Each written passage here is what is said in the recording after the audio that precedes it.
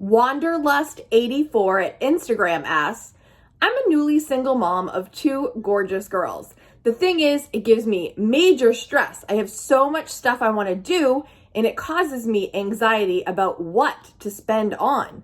Could you please make a video about spending money on the right things? Let's do it.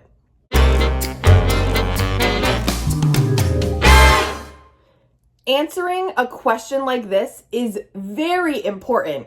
And the reason is, this is why, I don't think I've ever told you this before, this is why I started the channel initially. If you scroll all the way to my first video, it is about being a single mom and making the absolute best of it. You know that saying, when you get lemons, make some lemonade. Have some of Kate's lemonade. It's good. When I started my channel, I needed support. I needed someone to turn to. I needed to look to other single moms and be like, can I even do this? There was so much content on single moms that was more on the negative side. And I was like, ooh, this is not my style, and I know we can do better. Going through a divorce is painful. Going through a breakup is painful. Going through anything that is suddenly out of the ordinary when we're used to something, I don't know, like a global pandemic, can be very hard for us to deal with. And so I don't want you watching this right now thinking this is going to be only for single moms. It's going to be for single moms. So if you are a single mom or single parent, stay tuned. But I'm also going to be talking to all of us that's had to overcome something financially and then having to decide, how am I going to budget this? How am I going to budget now? How am I going to make all these decisions on my own now with no one else to help me? You can do it.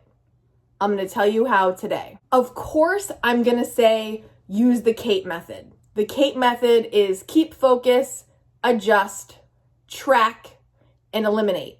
But I'm not going to be so vague today. We're going to go into the specifics of exactly what you need to spend your money on the right things, which really is just the essential things. Let's break it down so that you have a plan and you're not going to walk away from this video going, I still don't know what to do. We're going to do it right now. When someone asks, what are the right things to spend money on? I just know what you're thinking right now. You're like, how are you going to tell me how to spend my money, Kate?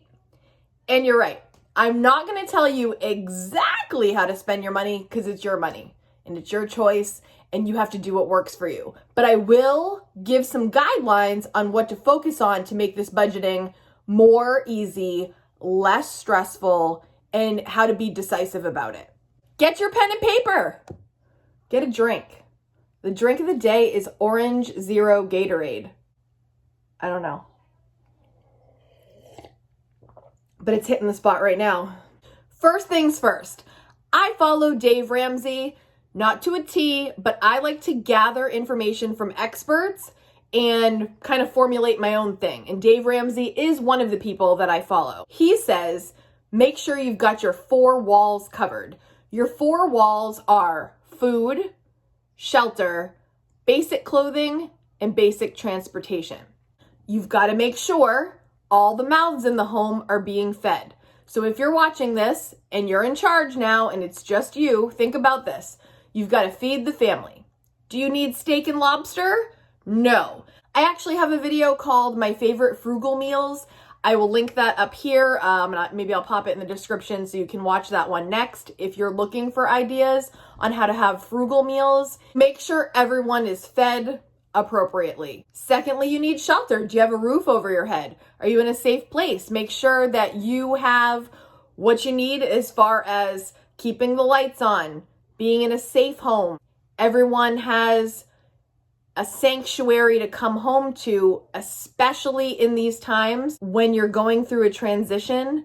Make sure you've got a sanctuary to return to because you're gonna need that right now. When things are unstable, it doesn't mean you have to live in a palace. It just means you have to have a place that you can call home, that you can be comfortable being, and you actually feel like relief to be in there. You want to have a good space for you and your family. Next is basic clothing. You guys, you know I don't spend a ton on clothes. I'm often wearing t-shirts and jeans or whatever. You have to be able to look presentable to the world, meaning you have to have some clothes on. It doesn't have to be elaborate, doesn't have to be name brands, all that stuff. Please, you don't have to do that. Your kids can get hand-me-downs. Kaden gets hand-me-downs all the time, and it has been such a blessing in our life. So if people are willing to give you hand-me-downs, take them. Take them all, and then give the clothes that you don't need to someone else that needs it. I don't even have a line item for clothing because I never focus on clothing. If I do need something new, I have, my Kate category where I'll pull from if I need a new something, but it's not something that I focus on every month or even every few months. Use what you've got. And lastly, basic transportation. You probably need to work to have this life that you are now building for your family. So make sure you have a car or you ride the bus or whatever it is, whatever your transportation is, make sure you've got access to that and can pay for that so that you can get to the job so you can pay your bills. Or if you're working from home, boom, you're transported from your bed to where your computer is. When you become a single parent or when you go through a phase of transition, I'm talking with my hands a lot and get really excited about this topic. Now is the time to squirrel. Just picture me like a squirrel. Squirrel away every dollar you can save. I have been saving for 6 years to eventually purchase a home. I'm not there yet, but I'm working on it, okay? You've got to keep saving. So beyond your 4 walls, right? If you haven't watched my budgeting video, of course, watch my budgeting video. I'll leave that down below. Now is not the time to be trying to impress your kids with vacations. Now is not the time to be trying to prove I'm gonna be okay. We still have money. If you don't have it right now, that's okay. And you've got to just block out what other people are saying, thinking you don't care. Get into your zone and save your money. That is what I have been doing. If you are used to your kids going to dance classes and piano lessons and all that stuff, you might have to cut back a little bit on that for now. Have them pick their favorite one. And I know that's like so painful, like, oh my gosh, Susie can't go to piano anymore. What is she gonna think? Well, yes, it is a hard adjustment at first, but you're not being a bad parent by overspending on things you can't put the money toward right now. You're being a good parent by saving, making smart decisions, and being true to what your actual situation is. You want to live below your means, okay? If you want me to do a video on living below your means, let me know, because that topic has been raining hard in my ears. I do have a couple. If you type in Kaden, live below your means, I think I have 2 videos on it, but I want to talk about it more. So if you guys want to hear more about how I live below my means and how I have been for a bit, leave that in the comments and I will work on that next. You want to live as far below your means as possible right now. People always say, live within your means. No. When you're going through a single parent situation, a new situation, a transition, don't live within your means. Live below, as far below on every line item that makes sense. I asked Wanderlust a follow-up question. I said, how old are your kids? And she said 11 and 4. So in her situation, her girls are 11 and 4. Instead of finding things to spend money on, this is the time to find experiences to enjoy together that will make them not even think about money, and you even think or weigh the responsibility of providing with money as much. An example would be, have your girls have, now I'm not assuming that they're into spa stuff just because they're girls, but let's say they like painting their nails. Have an in-home spa night where you guys all put masks on your face, all 3 of you girls. You paint each other's nails, you paint each other's toenails, you put the cucumbers on your eyes like you see at a spa, you give each other hand massages, you just act like you're in a spa, You have a drink that you really like. Maybe they like hot cocoa. Maybe you have wine. I don't know. But you just make your home experiences fun and memorable. A thing to remember about kids, they do not care what you spend on them. It gets a little trickier when they get older. When she becomes a teenager, this might change. But Kaden is 6, and he would probably prefer over anything is spending time together, doing something, playing something together. And I think we forget about this. Don't underestimate the power of these experiences and time with mom or time with dad. If you're a single dad watching this, the same thing. They want you. They don't want your money. They don't want your stuff. They don't care. They just want you. So the question being, what are the right things to spend money on? I would say the essentials are absolutely the things to spend your money on first.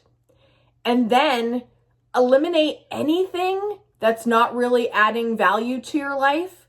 And then squirrel the rest away, meaning save your face off. Any dollar, any dime, any penny you can spare until you find the things that you know you really value and want to put your money towards. When you're going through this transition, it's very confusing. So cover the basics, save the rest, and then slowly start kind of divvying out what makes sense that you want to. I feel like money is a vote. Your dollar is a vote. Where do I want to spend this dollar? Here, here, here. So figure out where you want to vote. Where do you want to vote with your dollar? And slowly start doing it. But I'm telling you, saving is the best strategy right now while you're not sure. Make sure the basics are covered. Really focus on experiences with your kids if you have kids. If you don't have kids, do other stuff that doesn't cost money. I have a whole channel, again, dedicated to frugal living tips and things to do to not spend as much money. Please click through my frugal living playlist. I will leave that down below. I have a million budgeting videos and all of this kind of content. Flip through my channel. I have a couple single mom videos too, so please watch those too. But I just want you to know, this is not the end of anything. It's the end of a time that is no longer in your life. And it might be sad, it might be painful, but this is the beginning of a new chapter. And while again, it doesn't negate the fact that it's painful and it's hard to adjust, but you can and you will. And months down the road, you're going to be in awe that you even were able to get to where you get. But you will keep going. You're going to be okay, but you've got to do everything we're talking about. And you've got to stay positive and keep focusing on gratitude during this time. If you have kids, say for your example, you've got these 2 gorgeous girls that you described. Even though the relationship didn't work out, you have these 2 beautiful children to raise. The biggest blessings in the world, and just focus on them and focus on the experience with them and the joy that you bring each other. The money is needed to live, of course, but you can manage it. Cover your basics. I know I'm repeating myself a million times. Cover the basics, save, and slowly as time goes on, when things start to loosen up and you get comfortable with your new normal, your new now, it will become clear what to spend the money on and what not to. And again, that's your personal decision, because some people value certain things over what other people value. So I would never be like, you have to spend it on this, because you might not care about the thing I say. Do you know what I'm saying? So take everything I just said. Know that you're going to be okay. Cover your basics. Live below your means. And you're going to get through this. And please click through my other videos, because I really want to infuse every single person watching with positivity, good energy, and education on how you can succeed in your personal finances and not just get by, but thrive. Okay? I'm here. Thank you so much for that question. I'm so glad you're here. Every single person watching, I hope this was helpful. If you want me to do that living below your means video, again, let me know in the comments. If you have other great advice that you'd like to share on this topic, if you've been through something, we've all been through something, please leave them down in the comments on knowing what to spend on when times are rough. I'm also going to add this in Wanderlust 84, and this might not be an obvious thing to do with your money, because when bad things or new things happen, when your financial situation is suddenly new, your first gut instinct is to hold everything tight as possible. This is true. That's how I was. However, when you loosen that grip just a teensy, not to spend crazily, but when you give to someone else that needs it, it's going to change how you feel about all this. When you're in one of your hardest times and you still reach out and give money to a food pantry. If you're at line in the Dollar Tree and they say, do you want to donate $1? And you want to be like, no, I don't even have $1. Give $1 once in a while. I swear. I also want to talk to you guys more about my giving category because somebody had a really good question about that. I will get to that in another video because I think it's important. I used to be very protective of my money, and I still am. I'm strategic with my money. But if you take a little bit of your money, just a little bit, and give to someone else who needs it, it spreads the love and it makes your heart open, and you don't get so caught up in all the negative of what might be happening inside. You're still giving to others, and it's a beautiful feeling. So I'm just going to put that out there. I'm not saying go donate $1,000 somewhere. Not right now. Be saving. But if you find small opportunities to give during this time, give. Small and meaningful. I could make a 2-day video on this, but obviously I need to wrap it up. If you're not subscribed to my channel yet, please hit the subscribe button. Hit the bell so you're notified when I upload. And it really helps my channel, you guys, when you do subscribe and when you hit that thumbs up. It gives YouTube all these signals like, oh, hey, people are interested in this information. Thank you to Wanderlust 84 for that great question. I hope my answer was helpful for you. If anyone watching this has more questions regarding money, finances, please let me know down below and I'll do my very best to get to it as soon as I can. Thank you for watching. See you next video. What are you going to watch next? If you're a single parent, I'm going to leave a video here or here. And if you are not a single parent, but you want to hear more about living below your means, I'll leave a video here or here. Enjoy.